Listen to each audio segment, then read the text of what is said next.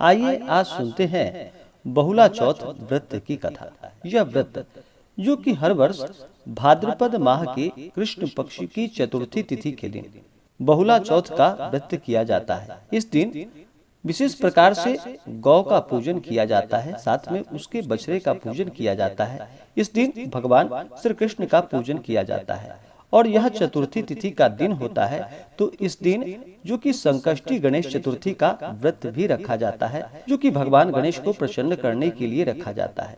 जो भी बहुला चौथ के दिन सच्ची श्रद्धा के साथ गौ और बछड़े का पूजन करते हैं, उनके ऊपर भगवान श्री कृष्ण का कृपा सदैव बना रहता है और भगवान श्री कृष्ण गौ माता की कृपा से उसे संतान लाभ की प्राप्ति होती है तथा व्यक्ति को सभी प्रकार के सुख और समृद्धि की प्राप्ति होती है।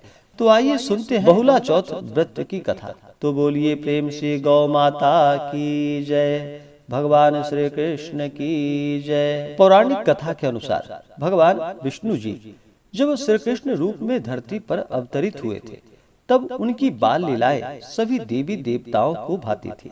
गोपियों के साथ उनकी रास लीला हो या माखन चोरी कर खाना हो, इन सभी बातों से वे सबका मन मोह लेते थे।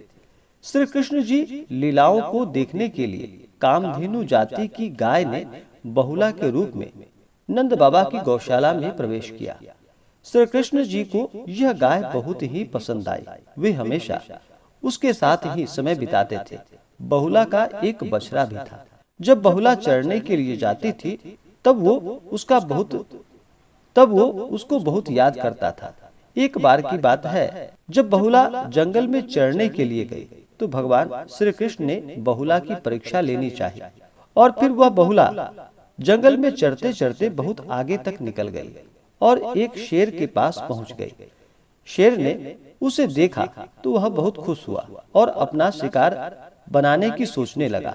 बहुला डर गई और उसे अपने बछड़े का ख्याल आ रहा था। जैसे ही शेर उसकी आंखों के आगे बढ़ा, तो बहुला ने उससे कहा कि उसे वह अभी न खाए। घर में उसका बछड़ा बड़ा ही भूखा है, उसे दूध पिलाकर वो वापस आ जाएगी, तब मुझे तुम अपना शिकार बना लेना। शेर ने जब यह सुना तो वह हंसने लगा और कहने लगा कि मैं कैसे तुम्हारी इस बात पर विश्वास कर लूं। तब बहुला ने उसे विश्वास दिलाया और कसम खाई कि वह जरूर आएगी। बहुला वापस गौशाला में जाकर बछड़े को दूध पिलाती है और बहुत प्यार करती है और फिर उसे वहां छोड़कर वापस जंगल में शेर के पास आ जाती है। शेर उसे देखकर हैरान हो जाता है। दरअसल ये शेर और कोई नहीं, शेर के रूप में भगवान श्री कृष्ण ही होते हैं, जो कि बहुला की परीक्षा लेने के लिए आते हैं। कृष्ण अपने वास्तविक रूप में आ जाते हैं और बहुला को कहते हैं कि मैं तुमसे बहुत ही प्रसन्न हुआ, तुम परीक्षा में सफल रही।